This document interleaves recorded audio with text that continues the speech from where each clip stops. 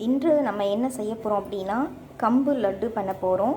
அதுக்கு என்னென்ன பொருட்கள் வேணும் அப்படின்னு பார்த்தீங்கன்னா கம்பு வேணும், வெல்லம், தேங்காய், ஏலக்காய், இதுதான் தேவையான பொருட்கள். வாங்க எப்படி செய்கிறதுன்னு பார்க்கலாம். ஒரு வாணலி எடுத்துக்கிறேன். அதில் ஒரு கப் கம்பு சேர்த்துக்கிறேன். அதை மிதமான சூட்டில் வச்சு நல்லா வறுத்து எடுத்துக்கணும். கம்பு பிடிக்க வரணும். கம்பு அந்த லட்டு பிடிக்கும்போது கொஞ்சம் அரிசி மாவு அதில் கலந்தோன்னா நல்லா பிடிப்பாக வரும். அதனால் நான் 2 ஸ்பூன் அரிசி மாவை அரைச்சி எடுத்திருக்கேன். இப்போ பார்த்தீங்கன்னா இது பொரியிற அளவு வந்துருச்சு. பொரியறதுக்கு முன்னாடி ஸ்டேஜ்லேயே நம்ம இறக்கிடணும். தீயை அணைச்சிடலாம். இதை ஒரு மிக்சி ஜாருக்கு மாற்றி நல்லா அரைச்சி எடுத்துக்கணும். அரைச்சி எடுத்ததுக்கப்புறம் நம்ம பாகு காய்ச்சலாம். லட்டு பிடிக்கிறதுக்கு தேவையான இந்த முந்திரி நட்ஸ் எடுத்துருக்கேன். முந்திரியோ பாதாம் அண்ட் ஏலக்காய் எடுத்திருக்கேன். இது நெய்யில் வறுத்து எடுத்துக்கணும்.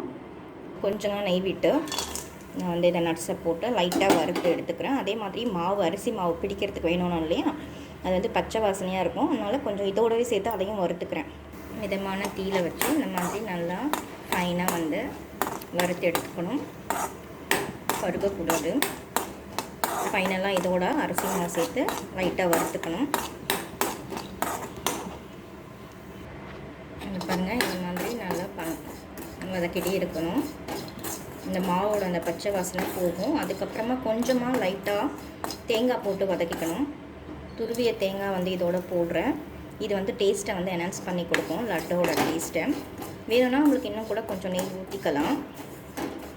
நான் பிடிக்கும் போது நெய் யூஸ் பண்ணுன்றதை இப்போ குறைவாக தான் ஊற்றிருக்கேன்.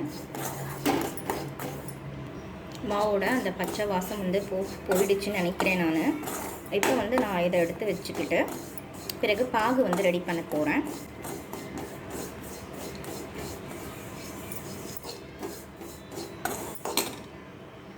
அந்த வெல்லத்தில் இருக்கிற அந்த டஸ்ட்டெல்லாம் நான் ஃபில்டர் பண்ணணும். அதனால் நான் கொஞ்சமாக தண்ணி போட்டு வெல்லத்தை கரைச்சி எடுத்துக்கிறேன். அதுக்கப்புறம் பாகு மாதிரியும் இல்லாமல் ரொம்ப தண்ணியாகவும் இல்லாமல் நான் வெல்லத்தை காய்ச்சி எடுத்துக்க போகிறேன்.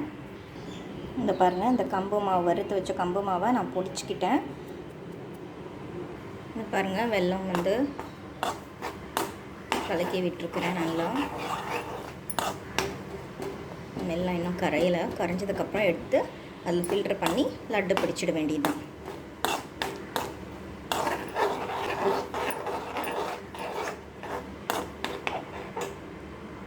இப்போ வறுத்து எடுத்த அந்த முந்திரி, தேங்காய், பாதாம், அப்புறம் அரிசி மாவு இதை நெய்யில் வறுத்து எடுத்து வச்சுருக்கேன். இப்போ நான் இதில் கம்பு மாவு ஆட் பண்ணுறேன். வறுத்து பொடிச்ச கம்பு மாவை ஆட் பண்ணிக்கிறேன்.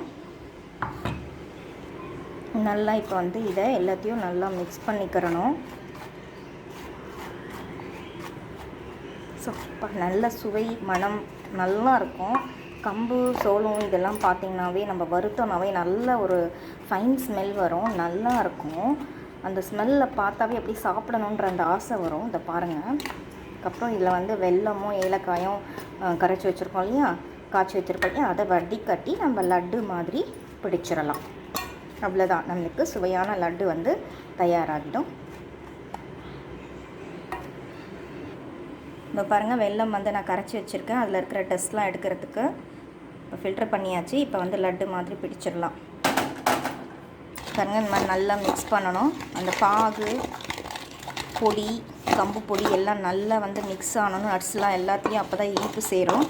ஸோ நல்லா மிக்ஸ் பண்ணிக்கணும்.